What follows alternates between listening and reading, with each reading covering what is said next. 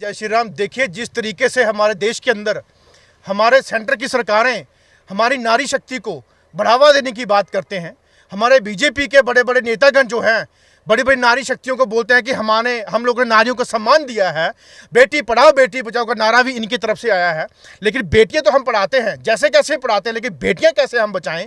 हमारे हिंदुस्तान के अंदर मणिपुर के अंदर बीजेपी की सरकार होते हुए भी वहाँ पे जिस तरीके से एक दरिंदगी का एक वाक्य हमारे सामने आया, काफ़ी दिल दहलाने वाली वो चीज़ है कि किस तरीके से हमारी बेटियाँ, हमारी बहनें, वो नारी शक्ति के साथ अपमान हो रहा है। और वैसे ही सेम जो है कि यूपी के अंदर एक किशोरी नाम की लड़की के साथ जो है सेम ऐसी चीज हुई है।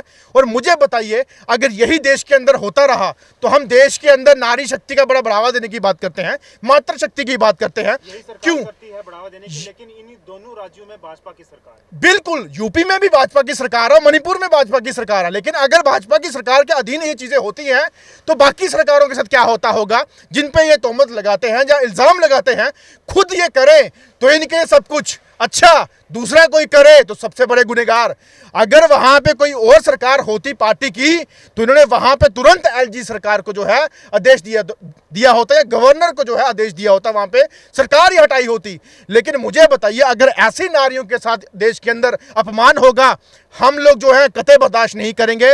Human right council of India, जिनके यूटी चेयरमैन होने के नाते, राष्ट्रीय हिंद संघ का प्रधान होने के नाते मैं ऐलान करता हूं आपके चैनल के माध्यम से कि हम जल्द ही अपनी मातृशक्ति को लेकर रोडों पे उतरेंगे और अपनी डिमांड जो है जम्मू कश्मीर से स्टार्ट करना कोशिश करेंगे कि हमारी मातृशक्ति नारी, जिसको हम अपना बच्ची के रूप में, बेटी के रूप में, बहन के रूप में, माता के रूप में, बहू के रूप में, बीवी के रूप में, हर एक रूप में जो है वो हिंदुस्तान के अंदर उसको माना जाता है। लेकिन उसके साथ इस तरीके का व्यवहार होगा तो हम रोडों पे उतरेंगे उनको इंसाफ दिलाने के लिए। और वुमेन जो एक्ट है, ऐसे दरिंदों के लिए ये उनको बिठा के जेल के अंदर रोटियां नहीं खिलाने का कार्य करना चाहिए, तुरंत वहां पे ऑन द स्पॉट उनके साथ फैसला करना चाहिए, फांसी के उनको लगा के मौत के घाट उनको उतारना चाहिए कि दोबारा किसी ऐसी बहन के साथ, ऐसी बेटी के साथ ऐसी दरिंदगी जो है वो ना करे। अगर हमारे देश के अंदर ऐसी नारियों का अपमान होना शुरू होगा तो हम फिर देश के क्या रहेंगे। हमारे देश के अंदर बड़ी बड़ी बातें की जाती है, हमारी राष्ट्रपति हमारी द्रौपदी मुर्मू जी हैं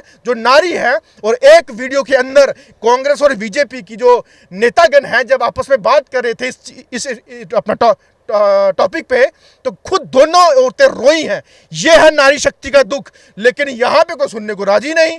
किसी तरीके से, एक तो मणिपुर में हुआ, यूपी के अंदर भी हो गया।